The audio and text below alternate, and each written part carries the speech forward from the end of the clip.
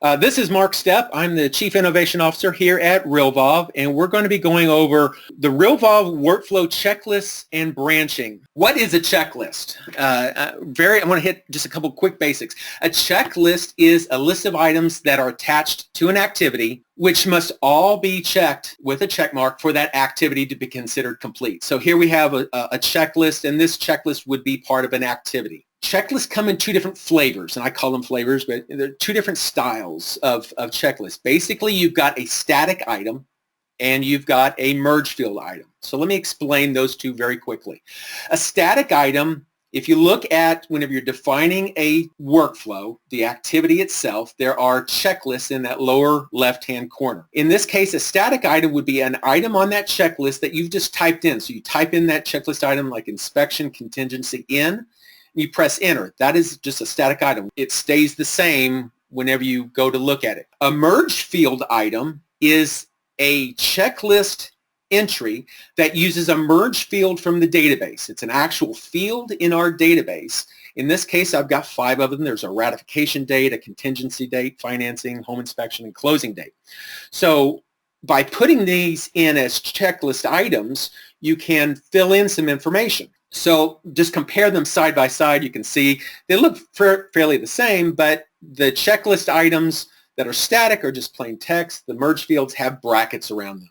And whenever you're putting in a merge field with brackets, if you in the checklist field it says type the checklist item, put in bracket, it'll bring up a list of all the different merge fields that you can use within your checklist. So nothing big there. So what we do with that, if you look on the left-hand side here, we see what the workflow activity setup looks like, what I just showed, and how it looks like in the calendar. Whenever I go to check an item off, whenever I go up here and I click on remove contingencies, it displays this pop-up of checklist items that have to be completed.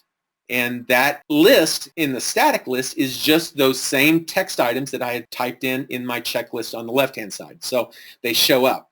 A merge field is different. And the way it's different is that it still shows the checklist, but because it's a field, we need to know what is the field name. So that's part of that name in there, and the value of that field. So if I go up here and I click on the little checkbox, it shows the box.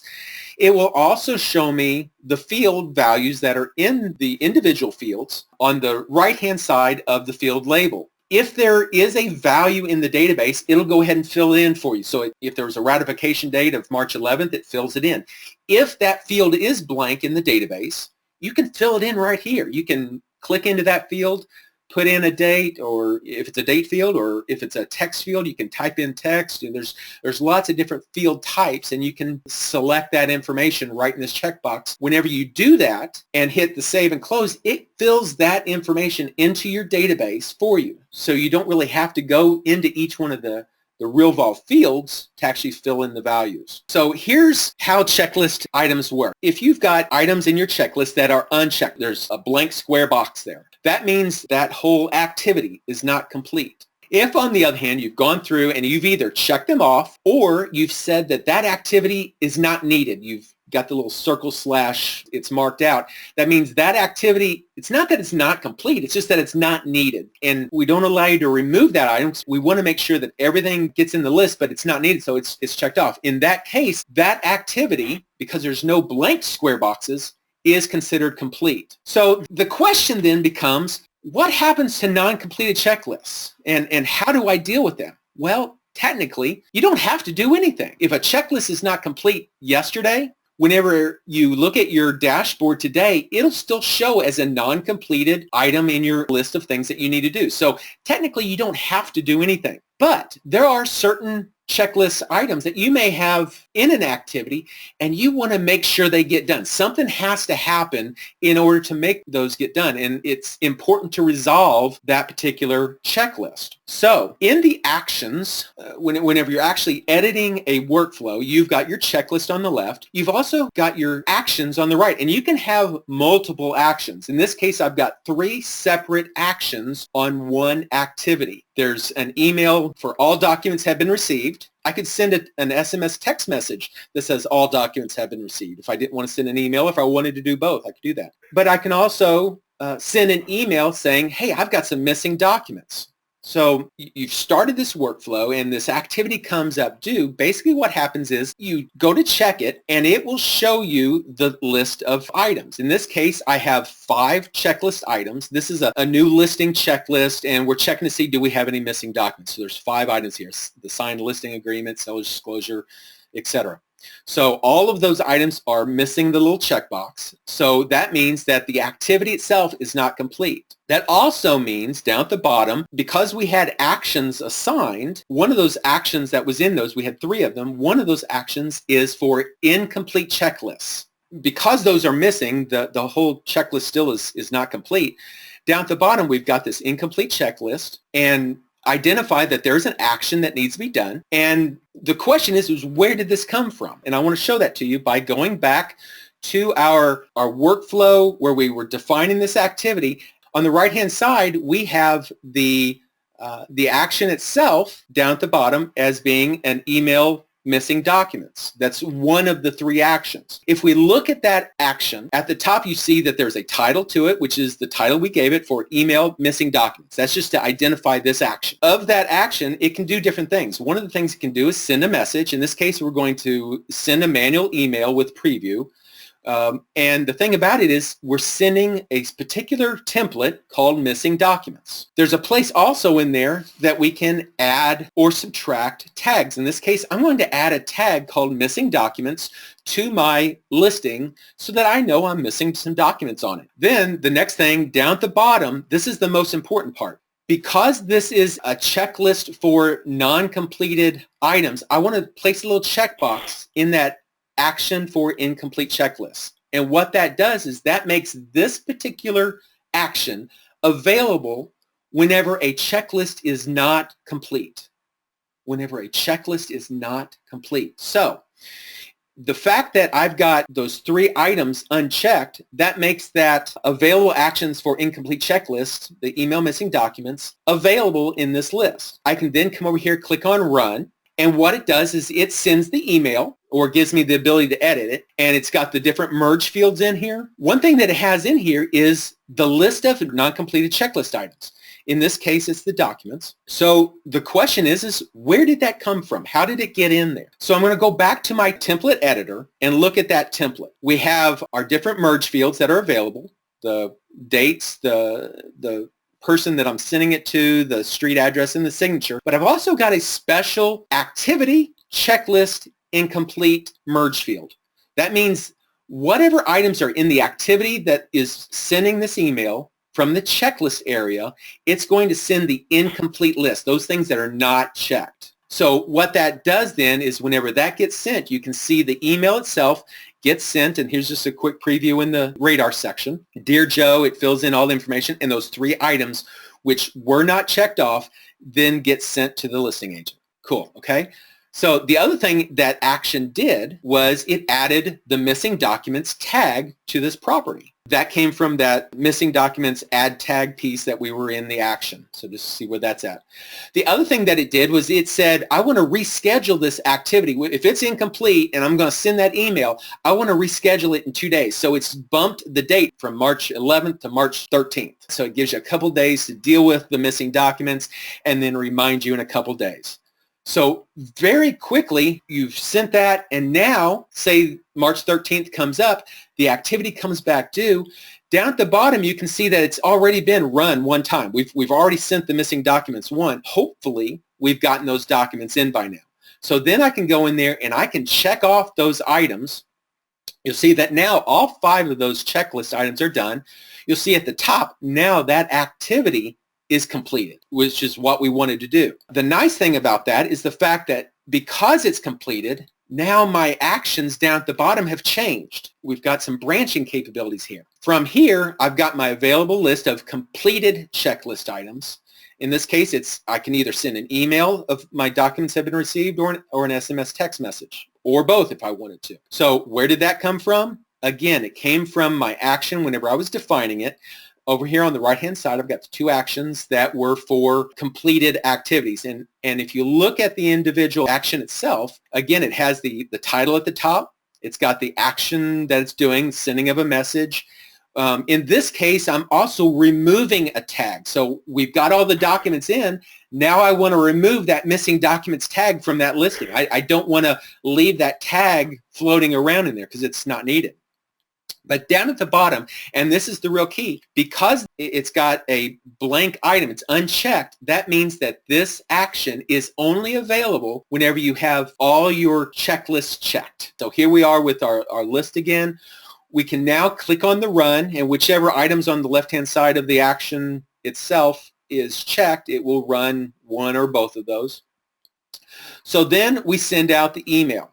Again, we've got our dates, our merge fields that we've got in there, and then the list of checklist items again. Now, where did that come from? If we go back and we look at our template, we've got the same type of thing, but this time we're looking at a merge field for the activity checklists that are completed. So I'm sending the entire completed list of items that are on that activity. Isn't that cool? So we're sending it by email. Up at the top, you could have been sending it by SMS and sending a different template altogether. So now when we go back and we look at that property, we can see the message itself that's there with all the information in it. You'll notice now that the missing documents is no longer in the tags section. And that again was because we had pulled that out whenever we said to subtract the tags from our action. So what are the benefits of branching? That's really what we want to talk about, is you're able to run multiple actions from a single activity. That's one thing that's really important. The fact that we've got emailing capabilities, we got SMS capabilities, we've got two different emails that could be going. We can go different directions based off of the checklist in this case. But one thing that you can do is you can have branching with or without checklists. It's not necessary to have a checklist, but if you do, you have that extra benefit. A branch can work on incomplete checklists as well as completed checklists. During that process of branching, you have the options of sending messages, changing tags, starting workflows, but it's all based off of different situations at the time that you do the activity. And that's the benefit of branching. Whenever you go to do that activity, you might go one way or the other, depending on different situations. For one person, you want to send it as an email. For a different person, maybe you want to send it as a text. Or maybe for yet a different person, you want to do both. So it just gives you those benefits to be able to do that. And that's the whole benefit of branching. So how does this apply to a Realvolve user? And online with me, I have Mark Boyland and Selina Galanis. First off, just a quick introduction here. Mark, you can find Mark at www.markboyland.com. And Mark has been in the real estate industry for over 20 years, so got quite a bit of experience there. He has been with Keller Williams for over 10 years. Mark and his team last year did 100 transactions that resulted in 45 million in volume, so some good numbers there. He serves the Westchester, New York area as well as Putnam County, and I'm just so happy to have you online with me, Mark. Good to be here. We have been kind of going back and forth for a while now, and I keep saying, I got to have you on, So I'm really excited to have you to this point and have you on here. So just a couple quick questions before we get into this. I want you to actually kind of share some things, but I want to get some background for our community to let them know kind of where you are at in this. Mark, you have a team. Can you describe to me what that team structure looks like? How many you have, or Sure. What their roles are and stuff like that? Yeah, we have, I believe, about 16 people on the team now. We've grown a bit in the last month or so. So we have about 6 buyer specialists, a showing specialist. We have a listing partner. I also do listings. We have a closing manager, listing manager, and a field services person as well. And everybody kind of specializes in a certain area on the team. And everybody does that particular specialty well, and it seems to be working out well for us. We're looking to bring on another listing partner and a couple other buyer specialists soon, and we do have a new listing manager coming in, so that's good. And Selina is going to be our operations manager once that transition's done. Very nice. Very nice. So for those people that don't know, how big is the Westchester area? It's big. It's New York City suburbs, so a lot of people who work in New York, live in Westchester, and we generally do a majority of our business in about 8 towns in the northern part, but we do cover the whole county, and it's a very, very, very large county. I should have the population numbers at my fingertips, but I don't. Well, one of the things that I saw in your account is you have 41, yes, I said that right, guys, 41 workflows, and there's over 180 templates that you utilize. So that's an accomplishment in and of itself. And we've had Kendall Young on here, and I think she has 17 or 18, but 41. What does that make up? We're probably a little insane. One of the ahas that came from starting with Realvolve, I used to have Top Producer, and I'd have these linear action plans, and there was no branching, and they were very, they're very, linear, and then that wasn't enough to have enough detailed in, so we actually put together a standard operating procedure, and it was like 50 pages for the listing plan, with every single step and instructions and so forth, so we could, if we brought in somebody new, we could get them trained relatively quickly. And what we were able to do with Realvolve, which was pretty cool, was we could take that plan and then we could copy. We put everything into Realvolve under our original listing plan, and then we copied it, and we made different plans for different scenarios. So we set up one for, new listing if it's a condo, if it's a co-op, if it's an investor property, if it's land, if it's an REO, if it's a short sale. And because obviously one plan isn't going to work for every scenario.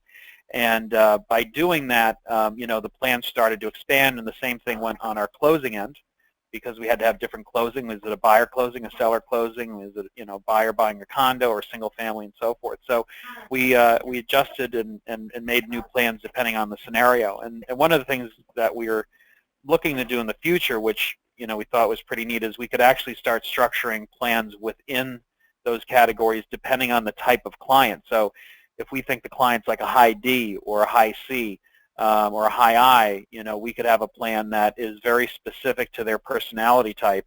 So, if it's a high D, the emails are short and sweet. If it's a high I, it's a more friendly. If it's a high C, they're very detailed. And, really the options are unlimited once you start thinking about all the possibilities. Very nice. That's awesome. Now, here's where I'm going to tell on you. One of the things that kind of was intriguing was the fact that you didn't put them all in, did you? I didn't, no. Online, we also have Selina. And Selina has been, I think, a real trooper in all of this, because she has taken all the different procedures that Mark has put together and actually done the input, created the workflow part of it in Realvolve from what you created. First off, did you have any kind of aha moment yourself, and how long did it take you to get to that point? It took me, don't want to scare anyone off, but it took about 3 months to really develop it and build it the way that we really, really were looking to attain.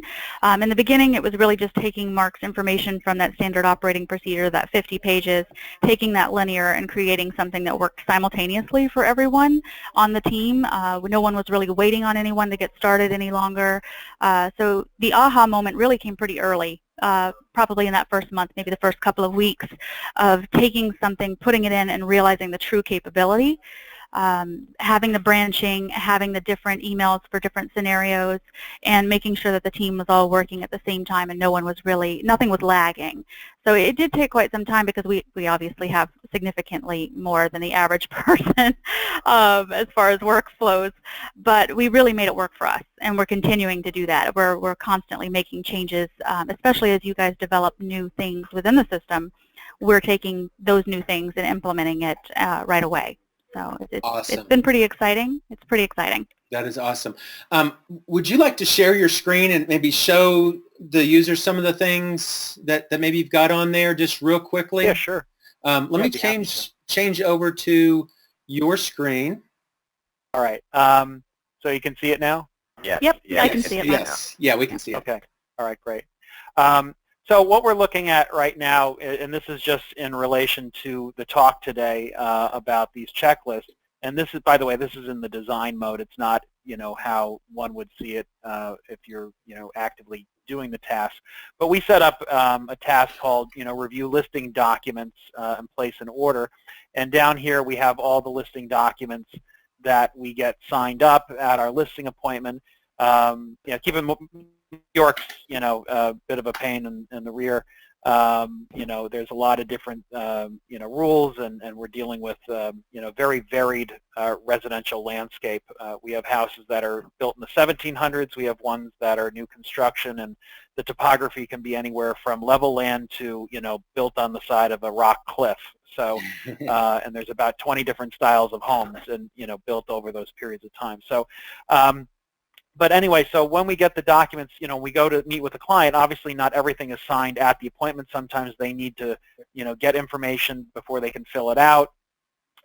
So as the documents come in, this checklist, pops up for the activity, and then the user can click off which documents came in. If there's some missing, though, the system has the activity where if it's not complete, it's going to circle back and send Selina an email, I believe every 2 days, correct, Selina? That's right, every 2 days. So every 2 days, Selina will get an email just saying, hey, we're missing, these 2 documents, and then she can reach out to whoever is responsible for getting them. A lot of times it's just the client, but sometimes she has to check with either the listing partner or me to follow up with that. And that just keeps happening until we get it. Now, before that happened, what would happen is we'd move forward with the listing, and, sometimes you'd forget to kind of circle back and double check that we got everything. So this has really been great in that respect. We also have, a similar setup for our agents on our team to remind them to go preview our listings. I don't know if it's where it is here exactly, but we do have that. So it constantly reminds those agents that have not seen the property yet to remind them to go do that. And it's a similar situation, Mark, where it's as soon as someone tells me that they've previewed it, I mark them complete in the checklist, and then 2 days later, if there's someone that's still incomplete in that checklist, another email goes out with only those people listed who are incomplete, reminding them to do it again, and it sends me the email to follow up with them as well. So it's helping us track who is and isn't doing that task already. Very good. Very good. That, that is, and I say this at different times through the different webinars. For me, as a designer of the software, whenever somebody gets it, that's what's exciting to me. And being able to take the concept that we put together in Realvolve and say, this is how you use it is one thing. But whenever it's actually being used and helping you do what you do on a day-to-day basis, that's when it's exciting to me. So congrats on that. So, wow. I'm not sure how to say it other than just wow. Appreciate that. Is there anything else that you wanted to show there? I mean, that's enough. Yeah, I mean, some of the benefits we have, of the system are when the listing is set up, in Realvolve, we always grab a photo off of Google Street View to throw in there if we don't have a photo yet. So once it's in there, an email goes out to the whole team, giving them a heads up that there's a new listing coming on with some basic specs. An order goes out to the photographer directly from the system. We also have a series of oops, sorry, I'm going to make everybody dizzy. A series of what to expect emails. There's about 7 or 8 emails that go out to the client. Basically, here's one. That lets them know, what's going to happen, how things work, how does the showing process work, how to prepare for the photographer coming, and then ultimately, when it goes live, there's going to be an email that goes out to the client for that, and then of course they get their seller reports showing all the great work that we're doing during the week. One of the things we've added recently is a negotiation workflow. So when I have an offer coming in on a property, I'll assign that workflow. It immediately sends out an email we've designed that has all the different sort of negotiation techniques and expectation setting items for that client. So by the time I call them, and most of them do read it, they're already, understand, not to freak out if the offer is low, how to negotiate, timing's important. They have all this stuff that I'd normally tell them over the phone, but now they've seen it in writing, and for whatever reason, them reading it tends to be more influential than me telling them. And then I kind of just reiterate some of the things in that, and that's been very helpful in kind of getting people on board with the negotiation process. And then, of course, once we get the closing process going, different emails are going out to the client, letting them know how this, what's going to happen next and how things are happening, just to keep them in the loop. And that's been very helpful as well. Excellent. Now, I'm going to go back to Selina for just a second. One of the questions I see in our list here is, and this is from Carol. She says, this is so powerful. I see the capabilities, but but if we're just getting started, where does one start? What was, Selina, whenever you were going through that, what did you start on? Can you describe that process for Carol? Certainly. We started with just one. We focused on one first, and we really made that work. So we started with a new listing, single-family plan. Just a traditional listing, not a short sale or a foreclosure or anything like that. And we took that kind of the checklist that Mark's had over the years and his standard operating procedure that he had developed, and we just worked on one because it's too overwhelming to do too many at one time. And I created fake accounts. We had, Homer and Marge Simpson. Mark Stepp probably saw those come through and thought we were crazy. But we created false accounts to really go ahead and institute the flow and begin working it. And then as we found, oh, nope, this is out of order, this isn't working quite right, we would then go back and we would recreate. And we tweaked that, I can't even tell you how many times, until we really felt like it was working properly. And then we moved on to the next one. So we really don't get yourself overwhelmed with doing too many at one time. Make one work until it's working well, and then move on to the next thing. Otherwise, you're just going to get lost in it. That is that's awesome. That's the best advice I can give you. That is an awesome piece of advice, definitely. And being able to take just a demo account or a sample address and working through that plan, make sure each step works the way you want it, is so good, because you never know what's going to happen during that, and having to reevaluate on a real one might be more of a challenge. So working through it, take your time, set it up the way you need the first time, then it will flow much better. So very good. Okay, Gary, are there any other questions that are come up that I'm not seeing that maybe we can ask? There was a question about Mark using Boomtown. How you're using that. Okay. I guess somebody saw that you had one. Oh, well, I don't know if that's relevant to the call today, but yeah, we do use Boomtown for our buy side business, and we works very well for us, and we have 2 virtuals that do the immediate follow-up to those leads coming in. If they get a good lead, they scrub it and they assign it to one of the buyer specialists on the team. And then does that go through Realvolve, or are you doing that in Boomtown? No, we keep all of those leads in Boomtown, because that we get about 150 leads a month through Boomtown, and to have them come in, I don't want any. The only people I want in Realvolve are people that I've worked with in the past or working with currently, or Mets. We don't want to gunk it up with a bunch of leads that we don't know if we're going to be doing anything with. And that's a question that I've seen before, and different people want to do it different ways. And keeping your list clean is definitely one way of doing it. You can, once that becomes a buyer, becomes a seller, then move them in, and then starting all your processes at that point. So I get that. Correct. Excellent. Yeah, because we'd have over 10,000 contacts added to Realvolve if we did that, and it wouldn't make sense unless we were working with them. Very good. The way I typically always put it was, when they raise their hand, they are in the right to be in my database. Correct.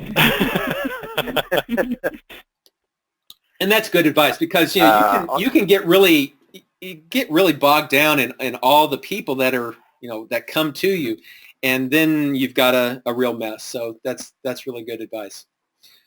We do want to kind of keep the questions to the checklist, and we'll stick around later for other questions and try to answer those. But if you've got anything for Mark specifically about how he does anything. Now, just for your information, Mark does have these workflows available in the workflow library for sale. They are premium workflows.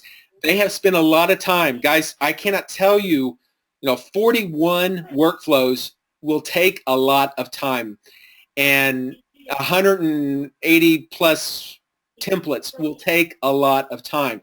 So that time is worth something.